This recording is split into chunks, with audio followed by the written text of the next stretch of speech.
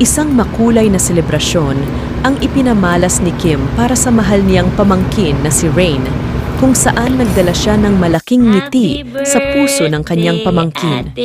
Isa sa mga pangunahing bahagi ng sorpresang ito ay ang paghahatid ni Kim ng isang napakagandang birthday cake na tila'y pumukaw ng kasiyahan at tuwa kay Rain.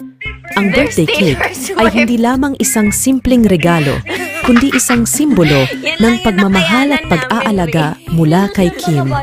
Hindi nagtapos doon ang pagpapakita ng pagmamahal ni Kim Chiu kay Rain, sapagkat personal niyang kinantahan ang kanyang pamangkin.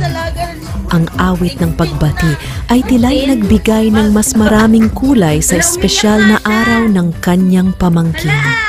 Nagdiwang ang mga netizens sa kabaitan at pagiging malambing ni Kim Chiu. Sa gitna ng kanyang mga responsibilidad bilang isang kilalang personalidad, ipinakita niya ang importansya ng pagbibigay oras at pagmamahal sa kanyang pamilya.